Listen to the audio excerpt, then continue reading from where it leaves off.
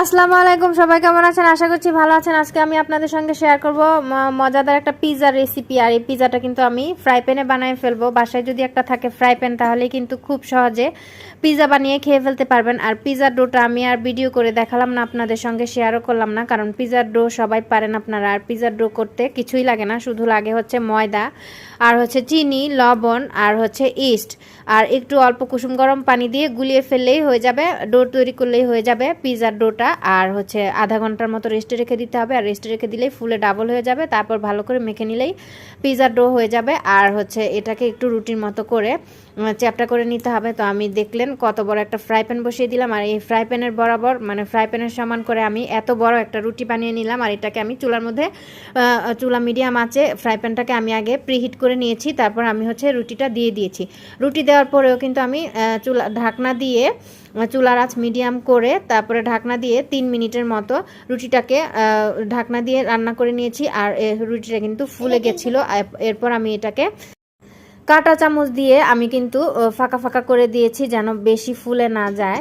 আমার রুটিটা কিন্তু অনেক ফুলে যাচ্ছিল, তো ভালো করে আমি কাঁটা চামচ দিয়ে ফাঁকা ফাঁকা করে দিয়েছি। তারপর হচ্ছে এর উপরে আমি দিয়ে দিয়েছি হচ্ছে টমেটো সস। আর টমেটো সস দেওয়ার পরে আমি এর মধ্যে দিয়ে দিয়েছি ভেজে রাখা চিকেন দেওয়ার পরে আমি এর মধ্যে দিয়ে দিয়েছি ব্রোকলি আর হচ্ছে গাজর, আর দিয়ে দিয়েছি হচ্ছে ক্যাপসিকাম। তো বাচ্চারা কিন্তু সবজি খেতে চায় না, এই জন্য আমি পিৎজা বানিয়ে দিয়েছি। আর পিৎজার মধ্যে কিন্তু আমি ভালো করে বেশি করে সবজি দিয়ে দিয়েছি।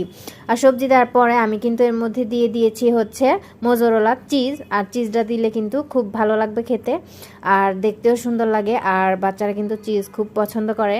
তো বিকেলের নাস্তায় অথবা যে কোনো সময় ফ্রাই প্যানের মধ্যে কিন্তু অসম্ভব মজার পিৎজা বানানো যায়। আর এই পিৎজাটা খেতে কিন্তু অনেক সুস্বাদু। আর হচ্ছে যে বাচ্চারা সবজি খায় না, ভেজিটেবল খেতে পছন্দ করে না, এই বাচ্চাদের জন্য কিন্তু পিৎজা খাওয়ানো বা পিৎজার সঙ্গে সবজি খাওয়া হয়ে যায়। আর এটা কিন্তু খুব ভালো। তো গল্প করতে করতে দেখেই ফেললেন আমার পিৎজা কিন্তু হয়ে গেছে। আর আমি এটা প্লেটের মধ্যে নিয়ে নিয়েছি, আর এখন এটা কেটে সার্ভ করে দেব বাচ্চাদের জন্য। বাচ্চারা খাওয়ার জন্য পাগল করতেছে, আর আমি কিন্তু তাড়াতাড়ি করে এদেরকে কেটে দিয়ে দিব। তো কাটার জন্য আমার কাছে পিৎজা কাটার নাই, আমি একটা ছুরি নিয়ে নিয়েছি। আর এই ছুরিটা দিয়ে পিৎজাটা কিন্তু কেটে দিয়েছি, কেটে বাচ্চাদেরকে দিয়ে দিলাম। আর এটা হচ্ছে দেখুন পিৎজার চিত্র। তো দেখতেই পাচ্ছেন রুটিটা কিন্তু একটু কাঁচা বা কোনো সমস্যা নাই, বেশ ভালোভাবে হয়ে গেছে।